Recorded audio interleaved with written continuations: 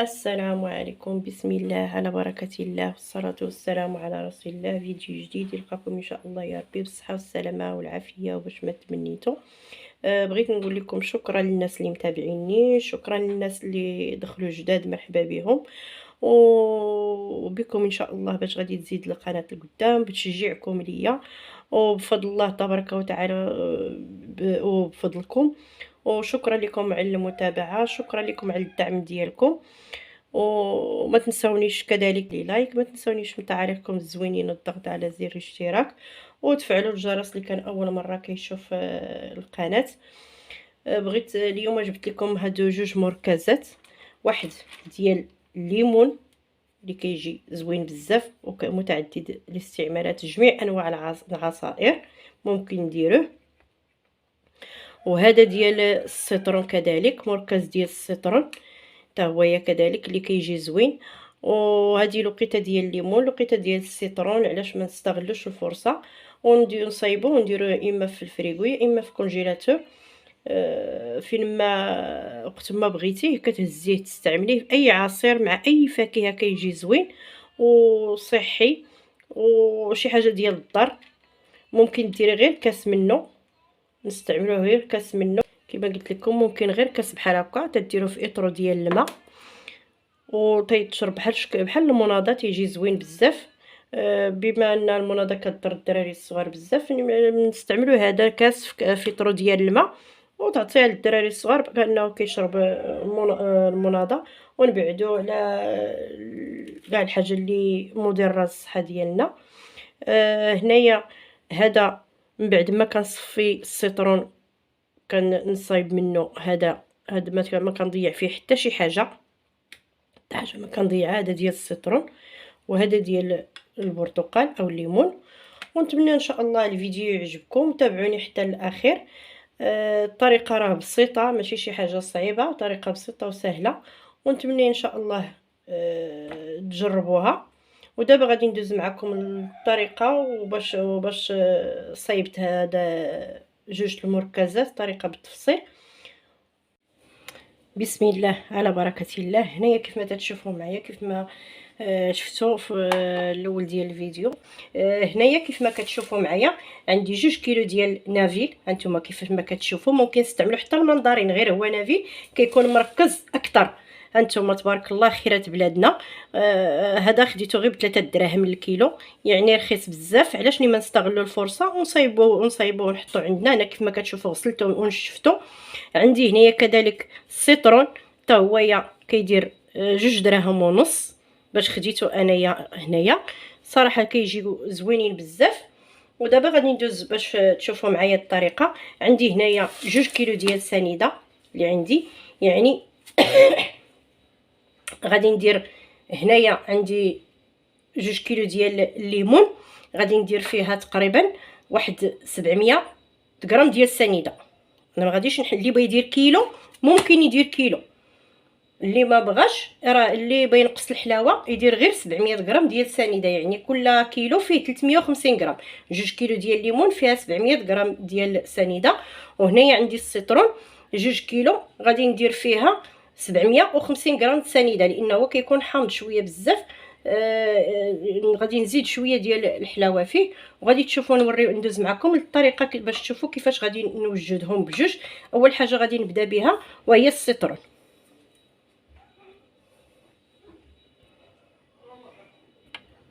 اللي داقو كيعجبو وكيجربوا وكيعجبوه بزاف، الناس عجبهم بزاف عندي وقالوا لي علاش ما ديريهش في القناه. وكنبغي نديرو كل مره ولكن الظروف ما كتسمحش بهاد الخطرات، ولا اله الا الله. صافي كناخذ السيترون، كنحيد هاد الزريعه، كنقطع على الشكل هكا باش نحيد الزريعه كلها هي بهذه الطريقه هذه. راه ما كيجي لا مر ولا حتى شي حاجه. الناس اللي غادي يشوفوا غادي يقول لك انه غادي يجي مر لان فيه هذا اللب الابيض. لا صدقوني راه ما كيجيش مر، راه عن تجربه وصيبته بزاف. الناس كيف ما قلت لكم ذاقوا عندي وعجبهم. كنتمنى الناس اللي ذاقوا عندي يخليوا لي في التعليق بانهم راه جربوه باش يشوفوه كاع الناس. هانتي نتوما على هذا الشكل هذا راه ما كيكون. كنحيد كاع الزريعه كلها، هي كنحيدها كاع الزريعه كلها. اللي كيكون مر هو هذا القلب هذا هو اللي كيكون مر اكثر، والزريعه هما اللي كيكونوا مرين هادو. وهذا الراس ديال السيترونه هذا حتى هو كيكون مر. انا كنحيدو كيف ما شفتوا معايا من الفوق ومن التحت. هانتوما كنحيد الزريعه كنقطع هكا رقيق. علاش؟ باش حتى الا كانت شي زريعه ولا شي حاجه بحال هكايا كنحيدها. ها هي هكا. هذا اللي قلت لكم هو اللي كيمرر اكثر.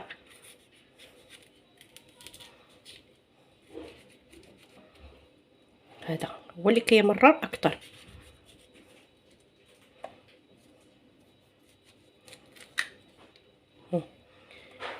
داك العود ديال الداخل هو اللي كيكون مر اكثر.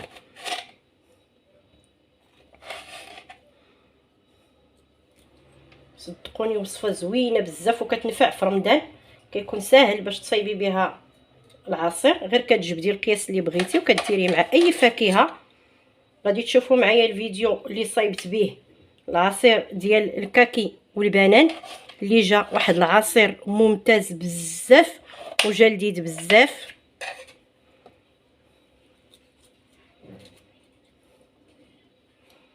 دابا تبارك الله الخير موجود، لا الليمون ولا اي حاجه تيسير كله موجود تبارك الله. علاش ما نستغلوه؟ هكا المركز ديال الحامض اولا ديال الليمون كيجي زوينين بزاف. هانتوما كاع الزريعه كلها هي انا كنحيدها، كلها هي الزريعه كنحيدها. هانتوما حتى الزريعه الرقيقه. وهذا الراس حتى هو كنحيدو بهذا الشكل هذا.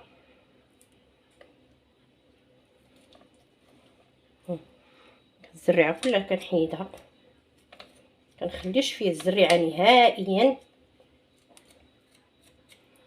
صدقوني جربوه راه عن جد كيجي ممتاز. ما بغيتش نحلف لكم بانه راه كيجي زوين بزاف، ولكن صدقوني راه تيجي رائع. انا غادي ناخذ بواطه بهذا الشكل هذا، بواطه بهذا الشكل هذا، وغادي نحط فيها هكايا. غادي نوريكم الطريقه الاخرى اللي كان كيخاف من داك اللب، ولكن راه ما كيكونش مر. كناخذوا دائما هذا الراس هذا راه كيكون مر. هذا هو اللي كيمرر. هذا جربته وجاني مر. هذا الراس هذا من هنا ومن هنا كنحيدوه. اللي ما بغاش يا اما يحكو يا اما يحيدو بهذه هكا. هانتوما كاينه هذه الطريقه هذه حتى هي. اللي ما بغاش يدير البابه البيضاء، انا كنديرو كله هانتوما هكا. هاد الوريقات هادو وكترميوهم هنايا وكتحيدوا هاد اللب على هاد الشكل هذا هكايا، على هاد الشكل هذا.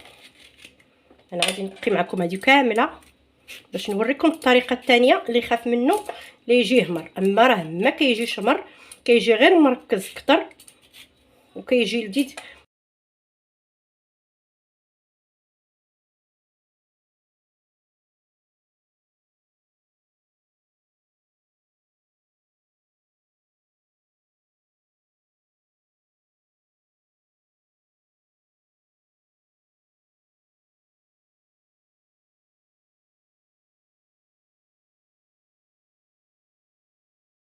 موجود حتى غير هكاك كلاص كيدار فوق الكريمه. من بعد ما كنطربوا الكريم شونتيي وكنطلعوها كنديروها في كويسات، وكتاخذي من هذا المركز وكتحطيه فوق منها. وخصوصا الا كانت الكريمه ديال الفاني راه كتجي رائعه وكتجي لذيذه بزاف. هانتوما غادي تشوف الطريقه حتى نكمل ونرجع معكم. ما كنديرليش بحال السيترون، كناخذ الليمون بحال هكايا. هو اللي كندير ليه هذيك الطريقه اللي قلت لكم الثانيه ديال السيترون. كندير ليه هكا على هذا الشكل هذا سواء بهاد الاله، هاد الموس هذا هكا، او لا بالحكاكه. اللي بغى يحكو ممكن يحكو، ولكن هذه تتكون اسهل.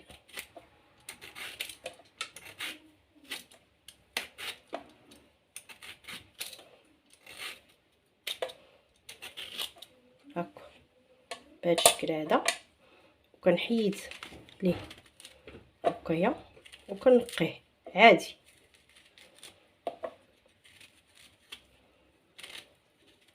لان الليمون كيكون شويه مر بزاف. الليمون تنحيد ليه هذه هكايا، لان كتكون هذه مجهده وهذه مجهده، بخلاف ديال السيترون. هكا وكنقطعو من الداخل. من الاحسن ناخذ الليمون اللي كيكون حلو، لان كيجي زوين بزاف من الليمون اللي كيكون حامض داك ديال العصير. هكا بهذا الشكل كيف ما شفتوا معايا. انا مستمره على هذا الشكل هذا.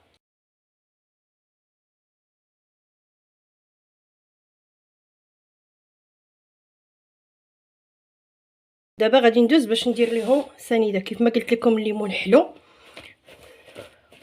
ها القشور ديالو اللي درت معاه، درت تقريبا كيلو، حيدت ليه القشره، وكيلو خليته بلا حيد، نقيته خطره وحده، وكيلو خليت ليه هاد القشره. غادي نديرو هنا هكايا باش تشوفوا معايا. نتمنى يكون واضح لكم. هكايا غادي ندير سنيده هنايا كيف ما قلت لكم. غادي ندير 700 غرام.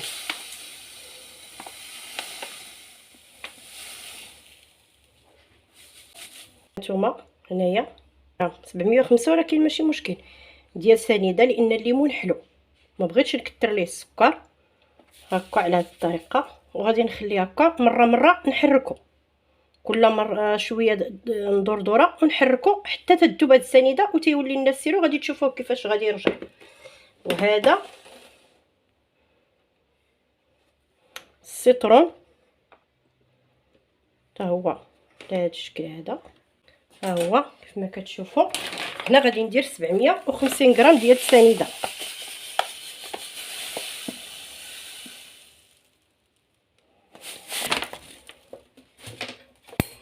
كيف ما شفتوا 750 غرام ديال السنيده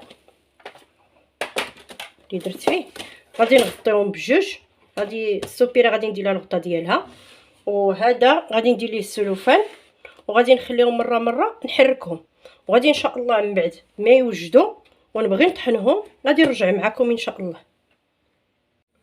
ودابا كيف ما كتشوفوا معايا هانتوما، انا نوريكم السطر هو الاول. هانتوما بعد ما كيولي على هذا الشكل وتيطلق، هانتوما الماء ديالو واحد العطيه فلت هنا.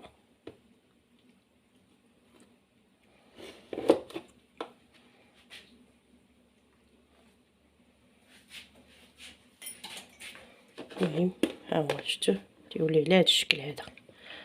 كيف ما قلت لكم تيرطب حتى الرطوبيه باش يجي ساهل في الطحين وما كتبقاش سنيده. هانتوما شفتوها الماء ديالو هو هذا. دابا غادي ندوز ان شاء الله باش نطحنو ونرجع معكم. غادي ان شاء الله نطحنو ونرجع معكم باش تشوفوا كيفاش غادي نصفيه.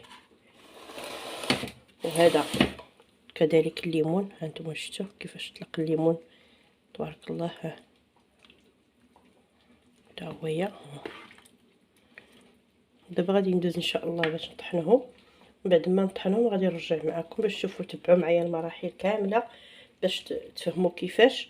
وصراحه غير جربوا، راه كيجي زوين بزاف وكيجي لذيذ وتينفع. وهذه وقيت الليمون وهذه وقيت السيترون كيف ما قلت لكم. نتمنى ان شاء الله يعجبكم الفيديو ونكون خفيفه على قلوبكم. دابا غادي ندوز باش نطحن ان شاء الله.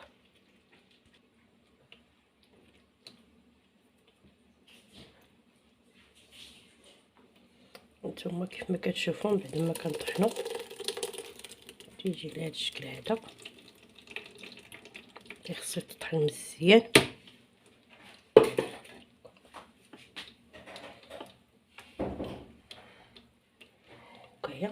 نديرو في الصفايه كنبدا نصفي فيه بهذه الطريقه هذه.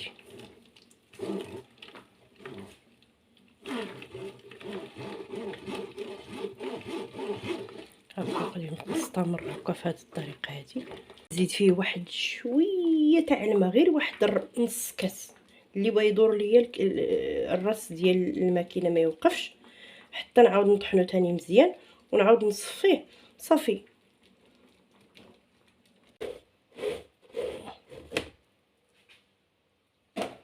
هانتوما كيف ما شفتوا معايا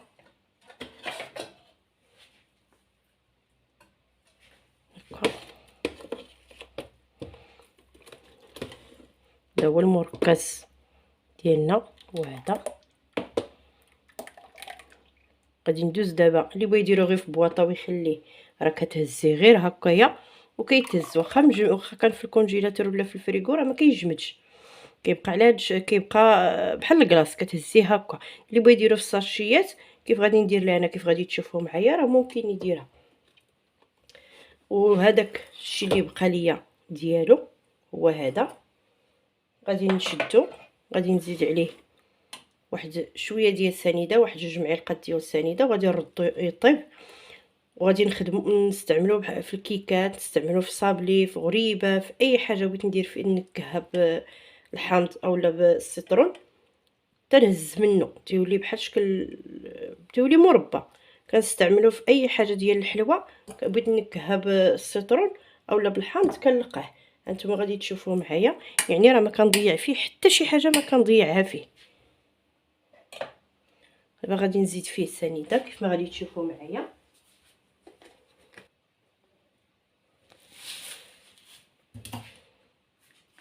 هو راه حلو بالفعل، هو راه حلو، ولكن حيت بغيت نردو يطيب من الاحسن ندير ليه هكا.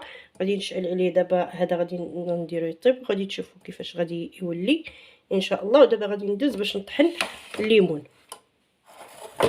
دابا غادي ندوز باش نطحن الليمون باش تا هو تشوفوا كيفاش غادي يجي معايا.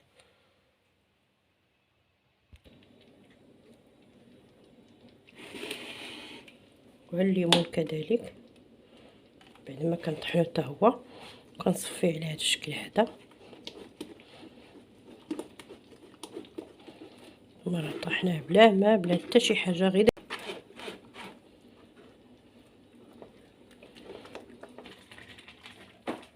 وها المركز تاع الليمون كذلك. ها هو نتوما شفتوا كي تيجي زوين بزاف وخاطر.